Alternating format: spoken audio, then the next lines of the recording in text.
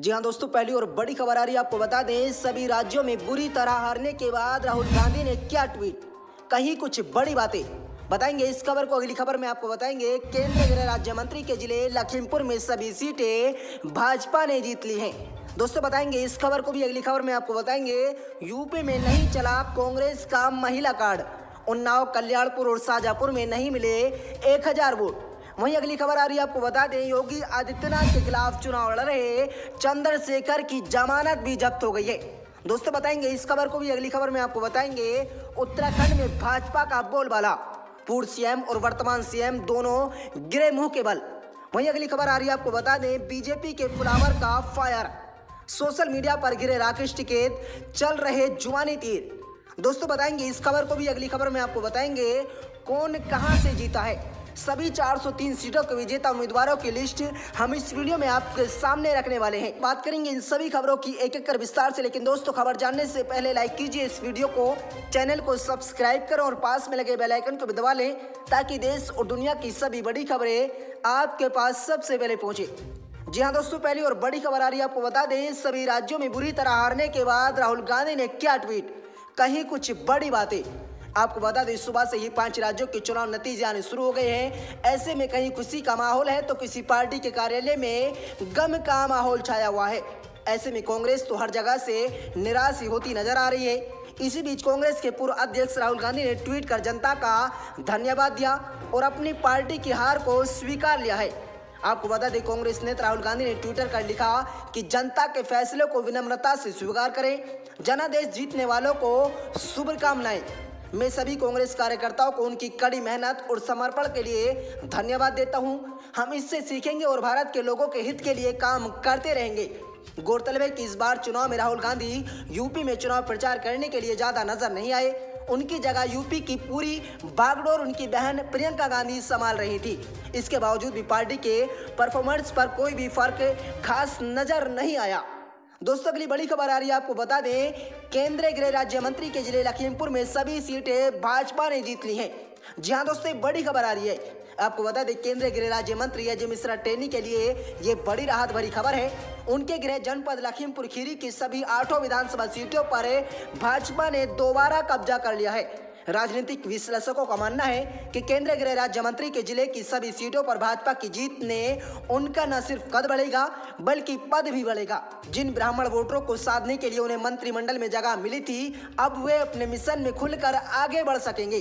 केंद्रीय राज्य मंत्री के लिए राहत की बात इसलिए कही जा रही है क्योंकि उनके गृह जिले लखीमपुर खीरी में किसानों के ऊपर गाड़ी चढ़ाकर मारने के आरोप में उनके बेटे आशीष मिश्रा को जेल की सलाखों के पीछे भेज दिया गया था। जो गाड़ी किसानों पर चढ़ी थी वे केंद्रीय गृह राज्य मंत्री मिश्रा की थी। इसी वजह से न सिर्फ जिले व प्रदेश बल्कि पूरे देश की राजनीति में भूचाल आ गया था। दबदबा इस कदर था कि मांग होने लगी थी कि मिश्रा को मंत्रिमंडल से हटा दिया जाए। पूरे यूपी के नतीजे बदल सकती थी घटना। राजनीतिक विश्लेषक GD शुक्ला कहते हैं कि किसान आंदोलन के दौरान हुई लखीमपुर खीरी की घटना इतना प्रभावी थी कि राजनीति के लिहाज से पूरे प्रदेश में परिणाम बदलने की क्षमता रखती थी। लेकिन जिस तरीके से भाजपा ने इस पूरे मामले में न सिर्फ संगठन बल्कि अपने मंत्री को भी बचा कर रखा था, उसी के परिणाम स्वरूप लखीमपुर खीरी की सभी 8 सीटों पार्टी में यानी खाते में चली गई हैं। वह कहते हैं कि भाजपा ने इस मामले में कानून को अपना काम करने दिया और मंत्री समेत पार्टी को इस पूरे मसले से अलग भी रखा, शांत रहकर मुद्दे को बेअसर कर दिया। राजनीतिक विश्लेषक कहते हैं कि जिस रणनीति के तहत भाजपा ने इतने बड़े मुद्दे को शांत रहकर बेअसर कर दिया, वे एक राजनीतिक नजरिया है। शुक्ला कहते हैं कि अनुमान तो ये लगाया जा रहा था कि लखीमपुर मुद्दे से उत्तर प्रदेश की राजनीति तो बदलेगी ही, बल्कि पंजाब की भी राजनीति दशा और दिशा में बदल कर रख दिया जाएगा। क्योंकि दोस्तों, कांग्रेस ने इस मुद्दे को पहले दिन से उठाना शुरू कर दिया था, लेकिन दूसरी ओर से कोई प्रतिक्रिया नहीं मिलने के कारण मामले का बहुत बड़ा स्तर पर राजनीतिकरण नहीं हो सका। ये मामला जिले में बहुत प्रभावशाली नहीं रहा। यही वजह है कि जब चुनाव नतीजे आए तो भाजपा की सभी 8 सीटें मिल गई। 40,000 के अंतर से जीती 2 खास सीटें लखीमपुर खीरी की जिन 2 विधानसभा सीटों पर इस पूरे घटनाक्रम का सबसे ज्यादा असर पड़ा था, वे दोनों सीटें भाजपा ने 40,000 वोटों से यानी 40,000 वोटों के ज्यादा अंतराल से जीत ली है। इसमें निघासान विधानसभा और पलिया विधानसभा शामिल है। दरअसल लखीमपुर खीरी कांड के बाद केंद्रीय राज्य मंत्री अजय मिश्रा की राजनीतिक फलक पर उनका विस्तार नहीं हो पाया। वहीं दोस्तों अगली बड़ी खबर आ रही है। आपको बता दें, यूपी में नहीं चला कांग्रेस का महिला कार्ड, उन्नाव, कल्याणपुर और शाहजहांपुर में नहीं मिले 1000 वोट। आपको बता दें, उत्तर प्रदेश की विधानसभा चुनाव में भारतीय जनता पार्टी एक बार फिर से जीत का परचम लहराती दिख रही है। बात उन्नाव की करें तो यहाँ कांग्रेस ने दुष्कर्म पीड़िता की मां आशा सिंह को प्रत्याशी बनाया था। समाचार लिखे जाने तक इस सीट पर 89,692 वोटों की गिनती हो चुकी थी, जिसमें से वोट आशा सिंह को 488 वोट मिले थे। वहीं बीजेपी के पंकज गुप्ता को 46,596, सपा को अभिनव कुमार को 33,441 वोट मिले। इस सीट पर 574 वोट नोटा के हिस्सा में आए। इसके अलावा कानपुर के कल्याणपुर सीट से खुशी दुबे की बहन नेहा तिवारी को टिकट दिया गया था। समाचार लिखे जाने तक इस खबर पर 71,088 वोटों की गिनती हो चुकी थी और इसमें से नेहा तिवारी को 748 वोट मिले थे। वहीं बसपा के अरुण मिश्रा को 3,027, बीजेपी की नीलिमा कटियार को 34,092, सपा के सतीश कुमार निगम को 32,318 वोट मिले।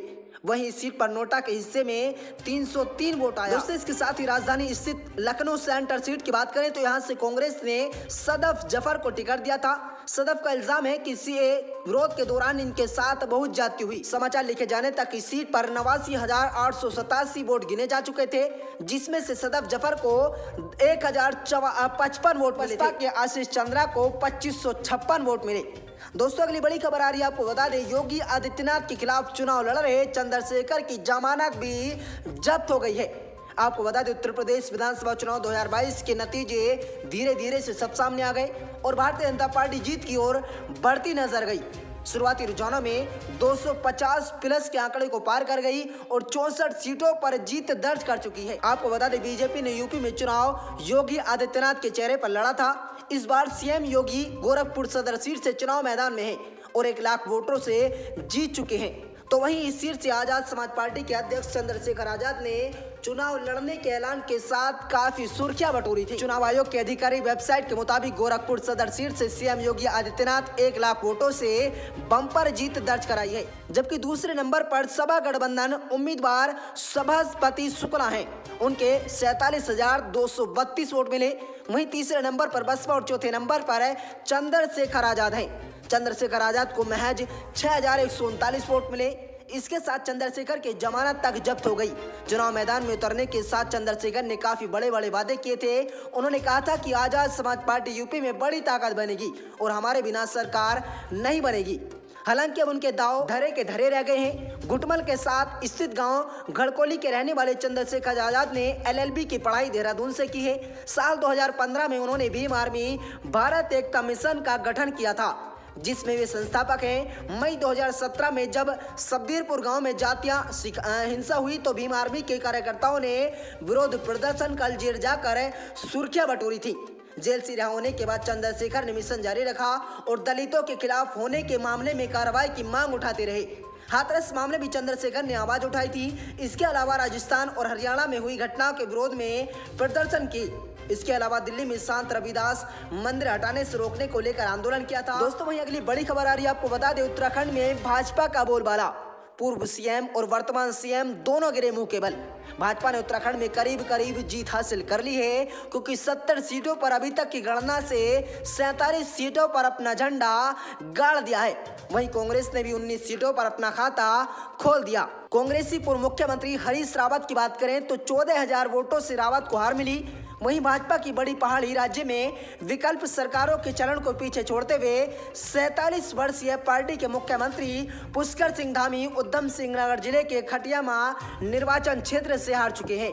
कई लोगों द्वारा आकस्मिक मुख्यमंत्री के रूप में माना जाता है। 40 वर्षीय पुष्कर सिंह धामी ने पिछले साल तीरथ सिंह रावत को सीएम के रूप में बदल दिया था, क्योंकि बाद में 6 महीने के समय सीमा के भीतर राज्य विधानसभा के लिए चुनाव जाने में असमर्थ होने के कारण बाद में छोड़ दिया गया था, जिस स्थिति को उन्होंने कार्यभार ग्रहण किया। इस तरह धामी उत्तराखंड के 10वें सीएम और बीजेपी से 7वें सीएम बने। अपना इस्तीफा सौंपते हुए रावत ने कहा था कि संवैधानिक संकट को देखते हुए उन्होंने इस्तीफा देना उचित समझा। इससे पहले रावत को पिछले साल 10 मार्च को भाजपा के केंद्रीय नेतृत्व द्वारा मुख्यमंत्री के रूप में चुने जाने के बाद त्रिवेदी सिंह रावत के स्थान पर शपथ दिलाई गई थी, जिन्होंने पार्टी के एक वर्ग के साथ आरएसएस को खदेड़ा था। ऐसा माना जा रहा है कि 2 बार के विधायक धामी अपेक्षाकृत अनुभवहीन नेता और मुख्यमंत्री बनाया गया था। क्योंकि 2022 के विधानसभा चुनाव में भाजपा ने कुमाऊं क्षेत्र पर अधिक ध्यान केंद्रित करने का फैसला किया था, जहां हाल के दिनों में विपक्षी कांग्रेस का दबदबा रहा।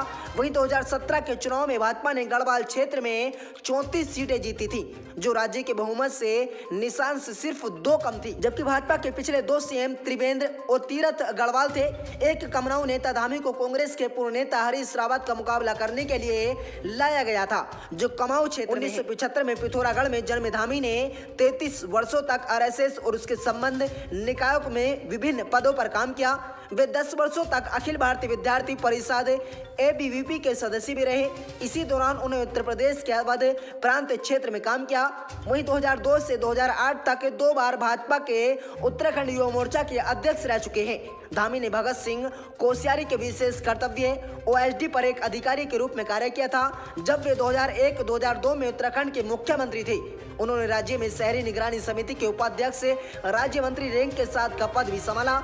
वे मानव संस्थान प्रबंधन और औद्योगिक संबंधों में कानून स्थान तक। वहीं दोस्तों अगली खबर आ रही है, आपको बता दें बीजेपी के फॉलोवर का फायर, सोशल मीडिया पर गिरे राकेश टिकैत, चल रहे जुबानी तीर। आपको बता दें जो खुद को किसान नेता बताते हैं उन्हें अब लोग फर्जी किसान नेता बता रहे हैं। जिसने किसान आंदोलन की अगुवाई की उन्हें लोग झूठा बता रहे हैं। जो लगातार सरकार को चेतावनी दे रहा था उसे अब लोग चेतावनी देने लगे। दरअसल आज आए उत्तर प्रदेश के चुनावी नतीजों के बाद सोशल मीडिया पर लोग लगातार किसान नेता राकेश टिकैत पर निशाना साध रहे हैं। सोशल मीडिया पर लोग किसान नेता राकेश टिकैत पर जुबानी तीर चला रहे हैं। लोगों का कहना है कि ज्यादातर किसान बीजेपी सरकार के साथ हैं और इसीलिए एक बार फिर से यूपी में बीजेपी की सरकार बनने जा रही है। सोशल मीडिया पर लोगों ने 378 दिनों तक किसान आंदोलन के जरिए कृषि कानूनों का विरोध करने वाले राकेश टिकैत को आड़े हाथों ले लिया है। लोगों का कहना है कि आज का जनादेश कहता है कि नए कृषि कानून जनता को स्वीकार है। बहुत अधिक महत्वाकांक्षा रखने वाले राकेश टिकैत की राजनीति अब फेल हो गई है। सोशल मीडिया पर लगातार लोगों ने कमेंट में किसान नेता राकेश टिकैत को फिर से बीजेपी की सरकार आने पर चेतावनी भी दी है। लोगों ने यूपी के मुख्यमंत्री योगी आदित्यनाथ को बुलडोजर बाबा बताते हुए आशंका जताई कि आगे उन पर कार्रवाई हो सकती है। लोगों ने मतगणना में धांधली का आरोप लगाने पर भी किसान नेता राकेश टिकैत पर कटाक्ष और उनको लेकर कई कमेंट्स किए। सोशल मीडिया पर लोग पूछ रहे हैं कि राकेश टिकैत कहां हैं और उन्हें कई तरह की चुटकियां ले रहे हैं। वहीं दोस्तों अगली बड़ी खबर आ रही है, आपको बता दें कहां से कौन जीता, सभी 403 सीटों के विजेता उम्मीदवारों की लिस्ट। आपको बता दें उत्तर प्रदेश विधानसभा चुनाव के नतीजों का आज ऐलान किया जा रहा है। राज्य की 403 सीटों पर 7 चरणों में मतदान के बाद अब नतीजे आए हैं। राज्य में भाजपा ने भारी जीत दर्ज कर ली है, वहीं सपा मुखिया विपक्षी दल रह गए हैं। दोस्तों आपकी क्या राय इस पूरी खबर को जानकर आप अपनी राय कमेंट बॉक्स में जरूर दें और आपको वीडियो अच्छी लगे तो इस वीडियो को लाइक और शेयर करें। मिलते हैं दोस्तों अगली